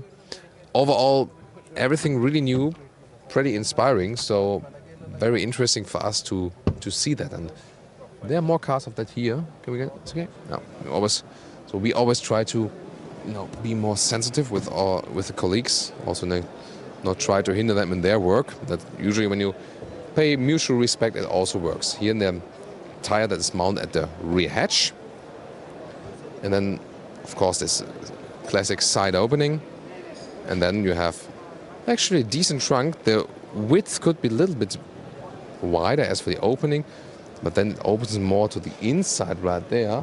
There's this soft cover, which is from the practical, like from the practical side. Yeah, you have to remove it right here then. So not sure if that really makes much sense. It shall remind us again of this off-road character, but not sure if it's that useful overall. Some cubby hole underneath. Yeah, and of course those, hooks. Probably that you can pull someone out and not that you are getting pulled out, right? With this car. I mean, pretty powerful engines also available here. Hi. So, live moderation again, people I know. So again, with another silver car. So I like it when they have a lot of variation here on location. And again, those contours on top of the hood, they work pretty well also when you have the bright colors. So a playful, joyful design here with the new Land Rover Defender. This one again is the long wheelbase. But of course I also want to show you the short wheelbase, which is just next to us. There it is. Then, not with 5 doors, but with 3 doors. And this is also something unique when you only know from the Jeep Wrangler at the moment, for example, that you have those 3-door short cars, short SUVs. And I mean, why not? So if you don't need 5 people in the car, you can also drive a shorter car. And I think it looks actually quite decent also in this short wheelbase version. Or what's your take on that? So why not,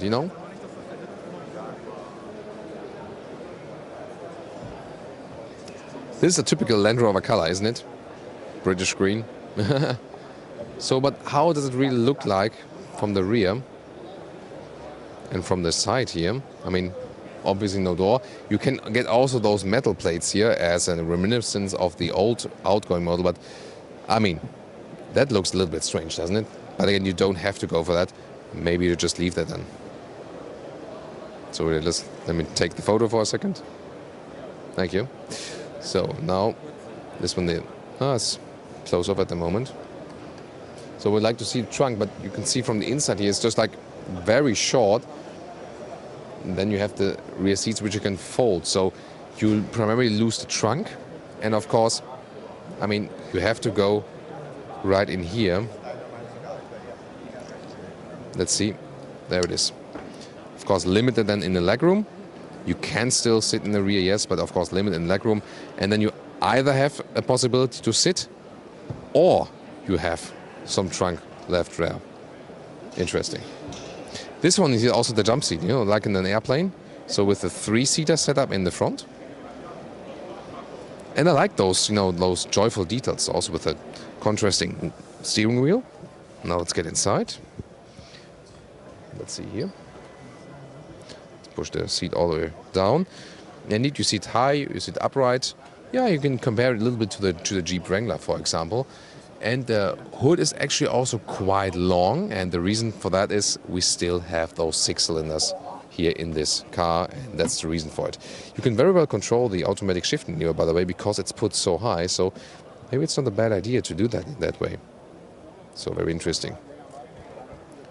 Of course, they still, although it's not a rigid axle, still promise that it's fully off-road capable, and I think you can very well do that also together with an independent suspension. And most of those vehicles will be used on the road, yes, even though it has this off-road touch, and will probably still be the most off-road capable vehicle in their lineup, especially here with a short wheelbase. But again, more comfort in everyday driving life is also something many people will really like. So, upright and comfortable seating position. It's a funny vehicle, still a lot of headroom left. Yeah, why not? If there wouldn't be the price that is the same like with the Jeep Wrangler, which will still be quite high. What else is here in this hall? There's Hyundai, which for example has a highlight with the new Hyundai i10. This one, right there, in the baby blue color. Or also other colors available here. A little bit darker. Also new as the i10 N-Line. This one here is a sporty version then. N-Line means it doesn't have to be sporty as for the power output, but it's definitely sporty as for the design, inspired by the i30N, here with those red accentuations. A little bit racing style, also interesting, where we have those LED daytime running lights in the lower part, even integrated in the front grille. And I mean, why not putting this small car a little bit sportier? Why not? It's actually quite funny. The i10, of course, the smallest Hyundai, at least here on the European market. And the question is always, what do you get for your money? You still want an affordable car, but you still want to have some fun. And let's first take a look at the rear, especially here with the i10 in the N-Line. Again, nice red accentuations. Those are, they are really, really soft, but they are very small on the inside. And then they have big rings around it. Really interesting. Let's first take a look at the trunk, because we're here at the moment. This is it. Pretty small. There's another hole below that. But of course, it's a very short car, so that's actually quite okay. And then the other one, the non-N line, is at the moment available. Oh, sorry. Attention. Yep, here we go. And let's take a look at the cockpit here. Analog instruments. But everything looks quite solid, so massive step up in the build quality if you compare it to the predecessor generation. Everything is very well visible and easy to learn. The infotainment system here is also new, but it's still in this old generation, so it's not an all-new one, so to say. You can also zoom in and out like this here with this knob, but that could be a little bit better. However, there will also be a smartphone mirroring function available with the Apple CarPlay, for example. So probably, and Android Auto as well, probably that's the one that you will use most. Then in the lower part, this looks like an inductive charging pad. Yeah, it is. There will also be a steering wheel heating available. And that's, of course, pretty rare for such a small car. And, well, the materials that they use, for example, here, this cover, it looks very nice, feels very nice. But then the top part is hard packed. But for a car of this price and this size, here hard packed, but this front feels nice. It's okay. Also here, everything built simple, but quite solid. Nice fabric seats in a two-color scheme. And they're actually quite cozy. So considering it's really not a big car, it's actually quite cozy. So headroom-wise, also plenty available. My height is 1.86 or 6'1". Pretty nice. And maybe let's compare the legroom. So I'll first take a seat on the driver's side, and then also compare the legroom once more, because that's always crucial. Then, I mean, if you buy such a car with this size, your primary focus is not really that you drive with 4 adults in the car, but it's still important to know what can you do. Put the front of the seat up, then you can vary the rear part. Any possibility to put it lower? In this case, I think not entirely. And probably I would, control the steering wheel up and down. And doesn't it go inward? It's not just up and down, it seems, right? Just drop the microphone for a second.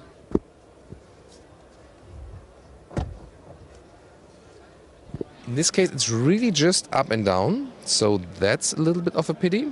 Let's see, probably I would maybe drive like this or something. Yeah, something like that. It's not the best overview to the front, actually, because this whole front cockpit goes quite far in there for such a small car. But overall, a good feeling when you think, don't want to pay too much money for a car. And then, wow, the door is almost ending right there. And the question is here now,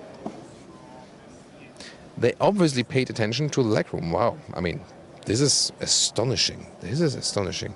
You have a lot of room, even the headroom here. You have a lot of room really in the rear seats as well.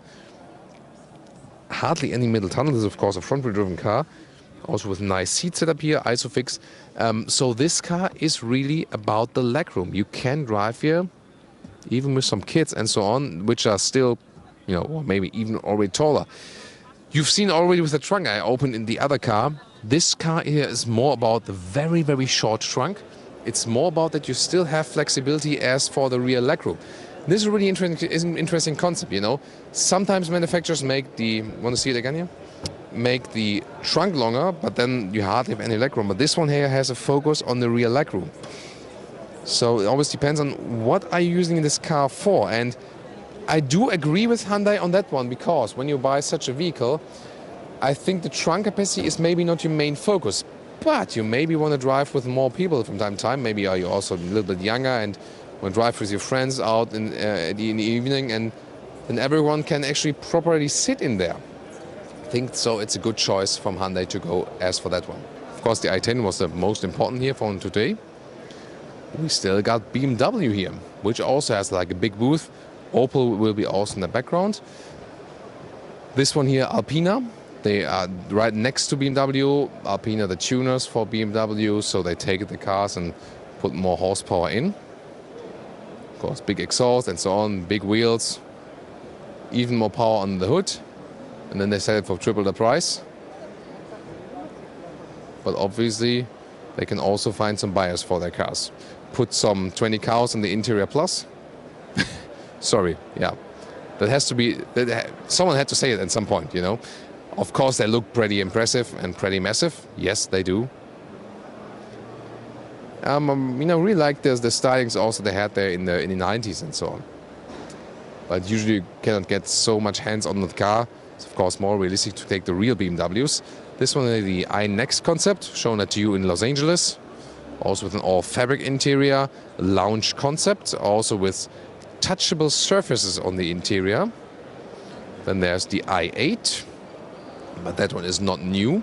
We'll head on over to the BMW news here, of course, at the booth. Pretty big booth they have here as well. Jonas knows the way. There's the X1 facelift here on the left side. Recently shown in BMW World in Munich. The X1, really important vehicle for them. So, of course, actually the X1 is their bestseller now. Who would have thought that a couple of years back? And then, the real news, of course, is, for example, the Bmw X6. Hi. And new 3 Series, but it's not entirely new. This one is the plug-in hybrid. We also have a review of that. The new Mini Electric. How does a Mini Electric look like? Not too much different from the exterior. And the same goes also for the interior, but it's not open at the moment. You can take a look here through the glass. But you've already seen it driving on the outside. Big news here is the X6. We got it right there. This one here is the M Sport model, also with the M badge. Oh, it's like this one is the M50i, to be very exact. Wow. Pretty impressive styling there. The front double kidney can be illuminated. This is big news, and it's actually also legal. We don't see it right here, but you can check it out in our special episode with the Venta Black car, which is special black paint.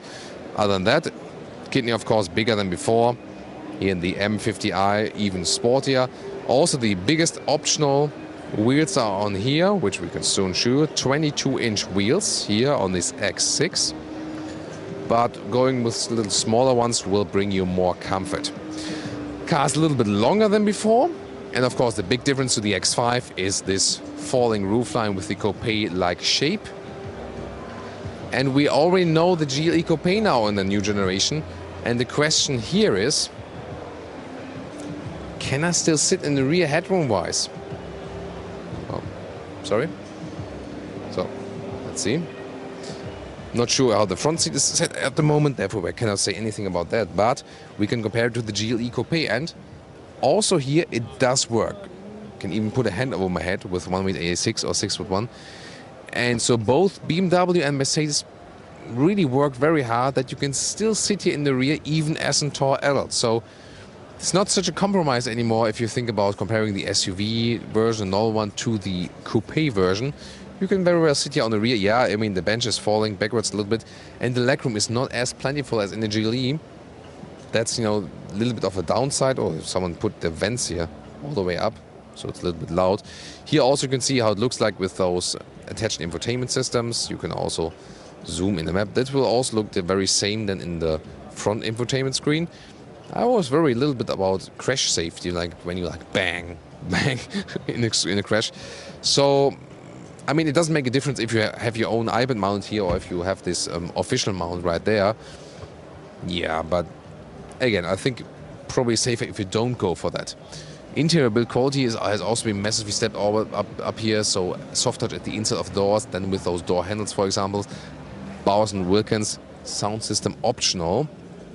So probably the increase in headroom is something they really worked on. As for the trunk, you're of course limited in height. We will soon open that once again. Once more, 5 seconds. Here you can see you're of course limited in height. They also have the same system as in the GLE Coupe with this flipping cover right there and some small space underneath. Hey, with hydraulic struts. Pretty nice. So you can still very well use that one. And do they have same? That's okay. So also quite sensitive if you compare it now with, with the system Mercedes had. I think you can also very well live with that. And here again you can see this shoulder line, in this case also accentuated by this black element which somehow connects to the rear glass. And the M50i also gets this additional small spoiler at the very end. What we can still see here with the new X6, we haven't seen it really with the Venta Black car, the lines here at the rear. They are, also if we compare it to the GLE Coupe from Mercedes, a little bit more roundish, especially here this tail lamp is unusually round. Usually the new contemporary design is to put more angularity to it, but they still remained a little bit more consistent to their initial design. Yes, the tail lamps are more horizontally drawn than before, but then again you get more round lines. Do you see it from here? So I wouldn't exactly say it's a calm design, on the contrary. Not sure what to think about it yet. I want to hear your comments on that. In the lower end, by the way, you see fake exhaust tips all the way. So the outer tips are just beauty, and on the inside then you can find the real exhaust. So major fake exhaust alert also here on Autogefühl. So definitely better to see it in that way than with the Venta Black color, because here you can really see all of those car lines. Jonas, is there another X6 here on location? Or is it this one? This one? The Venta Black we've already seen, so if you're interested in this very special black paint color, then you can check out a separate episode of that. We stick rather with this color here. Wow, look at that one here. Those fake out air takes from the M50i. This is really interesting. And we can go around to the driver's side to take a look at the cockpit now. Let's occupy the driver's side. Oh, but on the way we can take a look at the engine and at the M50i. So, oh, Jonas wants to see the interior first. Yeah, so we always do what Jonas wants. Jonas is the cameraman. And he is the chief visualist here on Autogefühl. So, yeah, Jonas definitely knows his shit. So, here we go. Virtual instruments. They are actually kept pretty simple. The RPMs go counterclockwise, but you can get used to those. Definitely, no problem. M steering wheel we also have. There we go. And some inserts with carbon fiber. So we have less piano lacquer definitely in this new cockpit. We already know it's somehow from the Bmw X5, this whole interior, yes. So it's not too different. But here in the M50i version, definitely a little bit more spiced up as for the sporty style. One thing about the X6 is, so far I have the information that you cannot get any artificial... sorry, turning on the music. So in the X5 you can also get the BMW Sensatec for more sustainable materials. Not possible in the X6, as at least my information goes. We'll see how it plays out on the markets and the configurators later. Let's see here. The seat, well, the whole seating position is like in the X5, so that's not too different. Of course, this pillar here is a little bit lower, so you have, it's okay with one with A6 or 6 with one, but you definitely have less headroom there, especially since we have this roof here, which we cannot open at the moment, this glass roof. The thing is really, when you sit in the X5, the seating position is the same, yes, and the seats are the same, but then again, you feel a little bit, more free in the X5, because here with the lower roofline, especially if you're as tall as me, I wouldn't exactly say it makes you claustrophobic here, electric steering support, but I feel a little bit more free and open in the X5, I really have to say. Some might prefer design from the exterior of the X6, but you always have to think about it's at some point comes also at the price, and this little bit more narrow feeling of the interior, this is the price where it comes with. Still, of course, you have a decent comfort when driving this car, no doubt about that. So, I think behind me is also free at the moment. Jonas can hop in the rear. Now it's like, wow, you can open actually the car with one hand and still have the camera in the other hand. It's like, Jonas is a magician. So, now we are a little bit calmer on the interior. You can see here again in the front part, we have this carbon fiber style again. We can slide open with an inductive charging pad, one USB charging device. You can cool or heat. Whoa, what was that? There was a strange noise from the outside. Everyone is looking, and what was that? Like something came down, maybe like a wall or something. I don't know. We'll soon check it out for you. That's strange. So let me just finish up this car here at the moment, because everyone is running in this direction. I think we can't really help there at the moment. We'll give you an explanation soon. So here on the rest of the interior, middle part, here we go again, still a volume knob. And then you have this new 7.0 system by BMW. You have the, like this Hey BMW voice control when the car is all the way powered, and also connected to the hood is open in the front. Touchscreen. But the thing here is you can use this touchscreen, yes.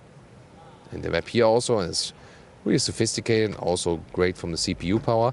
But you can still use this lower knob here to zoom in and out, for example, or also control it while driving. I think that's also a good compromise, that you can actually do both with that. You also have this optional crystal gear shifting lever. You don't have to go for that one.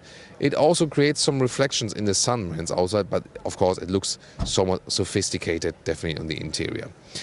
I now have set the seat as I would be driving, and that means when I now go to the rear seat where Jonas is sitting, maybe Jonas can go either to the other side or go outside again or something, do his camera magic once more. And I can get to the rear seat and see what kind of legroom I have left. Way to go, Jonas. So now here, and let's see, legroom wise, it's not always as good, you know, as with the competitors. Here it works for the tall adults, but you know, yeah, it's always somewhat close, definitely, especially in the X5 and the X6. But here, X5 and X6, they do share the very same wheelbase. It's not different as we know it from the GLE. And now it's engine time. We'll take a look at the engine once more. And as for the engine figures, the M50i, you can see here, 4.4 liter V8, 462 horsepower, so pretty massive, definitely. Sorry, that's the 50i, which will be phased out. Here, the M50i, this is the 4.4 liter V8, actually with 530 horsepower, and 4.3 seconds is the acceleration figure. Then there will also be a 40i, 3 liter 6-cylinder with 340 horsepower, and there will be a PHEV version, at least for the X5, based on the 3 liter R6, so just to mention it for this car platform. And then there's also the 30D, the 3 liter R6 with 265 horsepower. Yeah, and the M50D, the 3 liter R6 with 400 horsepower. And you can also get a rear axle steering, anti-tilt control, or anti-roll control, adaptive air suspension, and of course with an M setup in here for those M cars. And they also get an M Sports rear differential. So pretty powerful engines. PHEV will be definitely interesting. We will soon drive it with the X5 for you. And of course, a full driving review of the X6 is also coming up. That's about the BMW here for today. And we still have one more booth left here, which is Opel. Of course, Mini also has a, this one here, by the way, new concept for this 4 Series, yeah, just to mention that one here. How far away from production is that? Yeah, a couple of years, yes. What they want to show is that the 4 Series shall be even more independent from the 3 Series. That is the main message. This front double kidney is, yeah, definitely something, let's take it that way. Inspired by retro models which have this shark nose overhang in the front grille. So this is definitely a change. Wow. What do you think about that, guys? Please leave us some comments out there. I mean, there were some like paintings or like comic stuff of BMW double kidneys, and at some point they become the whole vehicle. Like, you know, the whole vehicle consists of a double kidney. Other than that, it's a very sporty concept of this 4 Series. Let's see if it will come in that way. So, of course, they are actually, you know, the home players here, Opel. They are really at home, and they show the new Corsa. We'll also have an extended view on that one. The new Corsa will come as all electric, but still also with a normal combustion engine. This one here then based on the new PSA platform, so they share the technology with the French owner, with the new French owner. And the thing is that especially on the interior, this car indeed becomes a little bit French. As for The pieces, the suspension set and so on will be done by Opel and themselves, a little bit sportier set than the French ones. This one here with the GSI line, this is a sporty line with some red accentuations, also sport seats, which I would indeed recommend. They offer you a little bit more room if you're a little bit taller, for example. So I tested them earlier and I found them actually quite cool. And the Corsa also has some more room on the interior now. And you don't lose headroom. The thing is, the car is way flatter than before, but since they also optimized the whole chassis, you're still okay on the interior. So it does look less van-ish from the exterior than the predecessor version. More sporty, but still you could live with the interior space, definitely. What about the Corsa E? Which will be slightly, about 30,000 euros. So yeah, it will be a problem with the VW ID3 now, because that one is also about 30,000 euros in the entry price. This one here, the Corsa E, is of course a small vehicle. The ID3 is rather a compact vehicle, so you have more space than the ID3. This could be indeed a problem for the Corsa E. But again, this one could be another electric car for, rather being affordable and not all those super high expensive all-electric vehicles. So the Corsa is still here, the most important car on location. There is also the Astra Facelift. We recently had a full driving review of the Astra Facelift. Yeah, they have a Corsa E in Thomas Blue. That could be something for me, couldn't it? Styling-wise, definitely I like this one more than the outgoing model. So it looks definitely sleeker than before. This is also what's behind it. Here's this 50 kWh battery pack for the Corsa E. Of course, placed in a spot where you can also keep the center of gravity of the car low. So it's of course heavier than before, no doubt about that. But maybe the Corsa E will even drive sportier than their combustion engine models. This one here, the Astra Facelift. Oh yeah, that's a Comeback car. Oh, we just have Jan from Auswärts TV here. Oh, and Jens is here, and also Björn. So yeah, this is live on tape here, live on tape. Live and fans. So new Astra Facelift, recently driven that one, and it's pretty interesting because, it's not a super spectacular car, but they have really interesting features with this car. They reworked the suspension, was a great sporty and yes, comfortable ride. So we were really surprised how good it was to drive the whole car. And one thing you guys also mentioned is, this is one of the very rare cars which has additional inside insulation layers here, that you don't see the metal from the interior, and this also accounts for this even improved acoustic dampening, together with all new engines which bring down the emissions. And interesting is that the Astra with the facelift does not have the PSA engines yet. New CVT automatic transmission, but those ones are still, the cooperation, some are built by Opel, something is built by GM, not on the PSA platform yet. The new generation Astra, which will come in about 2 years, this one then will also feature the PSA, so the Peugeot, Citroën engines and technology and so on. Yeah, there's a step. Another question is, we had like this very large sound earlier. What was happening there? I don't see any emergency vehicles or something. But I guess, sometimes when something maybe like from decoration is falling apart or something, of course this can also be, dangerous. But so far, I don't see any obvious damage. So I really hope everyone is fine. We'll maybe check the news later on if everyone's fine. Really hope. If something happening, I'm wishing all the best. But so far, everything seems to be in order. So maybe it was a glitch somewhere. I just hope it was nothing serious. Yeah, but that's also live on tape here on Autogefühl. So Jonas. Jonas has done it well. Daniel, another colleague of mine. Hey, thank you so much. How are you doing? Well, thank you. What do you think about our Autogefühl live on tape format? It's great. I'm looking forward for it. So I will watch out if I cannot search it live. So. Way to go, way to go. So, do it like he does. And I hope you really enjoyed our extensive one-taker coverage here, the whole tour. Do we have everything on tape? Anything left, Jonas, do you think? I think we got everything, right? So, first glimpse, first overview, and of course, if you're more interested in some of those cars, just check them out. We also have like the single reviews with more in-depth content, exterior, interior. We'll also link some of the episodes down below. And of course, please give us some feedback about our new format here. Really, I hope you enjoyed this tour.